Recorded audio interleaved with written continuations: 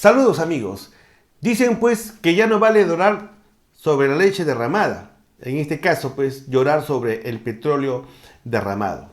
Les comento que habiendo tenido la oportunidad de trabajar y servir en la Contraloría de la República, aprendí un concepto muy importante. Es el concepto del control concurrente.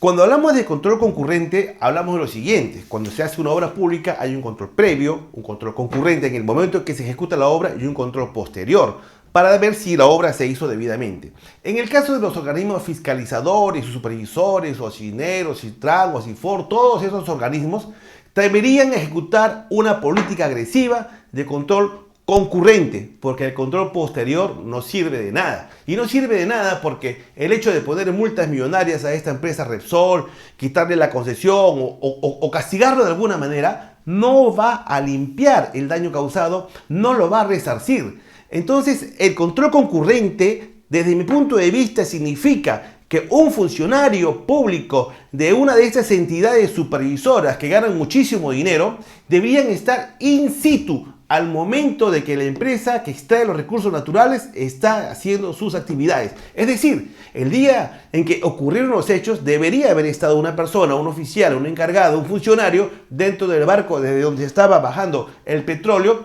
para que vea y que alerte a la primera gota de petróleo qué es lo que debería hacerse, suspender, impedir, una medida cautelar a la 1 de la mañana en alta mar, no sé, lo que corresponda. Porque solamente estamos viendo de que se está hablando de poner una multa, de imponer una sanción. Y eso ya no tiene ningún sentido.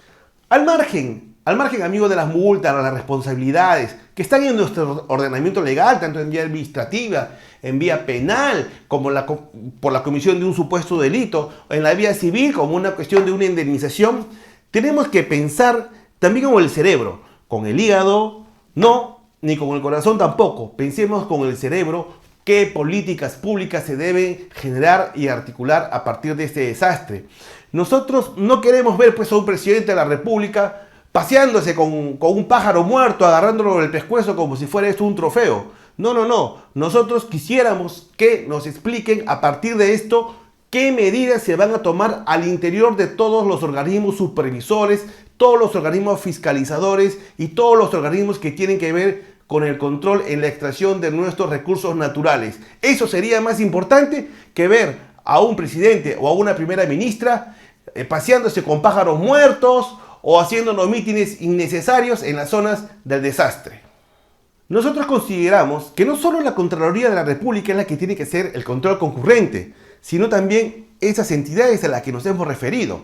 Y estos funcionarios pues que ganan sus buenos cobres, porque trabajar en una de esas empresas supervisoras implica un buen pago, un buen honorario, deberían también abocarse a ir in situ y trabajar de la mano con estas empresas que traen nuestros recursos para controlar. Ahora estamos hablando de un derrame de petróleo en el mar, pero ¿cuántos derrames de petróleo han habido en la selva? Y de eso casi nadie ha opinado. ¿O cuántos posibles atentados contra la ecología podrían haber? No solamente la extracción de los recursos del mar, o hablando pues de nuestra minería o de otros recursos que también podemos tener. El tema del oleoducto es un tema fundamental y ahí también tenemos que tener control porque eso es un oleoducto que tengo entendido ya tiene muchos años y pues requiere mantenimiento. El tema del mar es un tema que nos afecta a nosotros directamente porque estamos acá en la costa.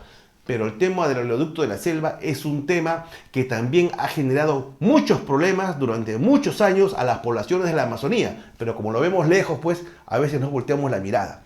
Al final esto va a devenir seguramente en un procedimiento administrativo sancionador, en una multa, la multa se va a cuestionar, se van a impugnar recursos seguramente de reconsideración, de apelación, se va a acabar la vía administrativa, de ahí lo van a llevar al Poder Judicial en vía contenciosa administrativa, ahí va a durar años de años, ellos tienen grandes estudios, grandes abogados, van a poner pues seguramente medidas cautelares y ese tipo de cosas, se van a suspender el pago de las multas y vamos a quedar en nada. Entonces, estas multas, amigos, son unas multas inútiles. En esencia, son multas inútiles. A ver, fíjense ustedes cuántas de las multas que ponen los organismos supervisores finalmente son pagadas.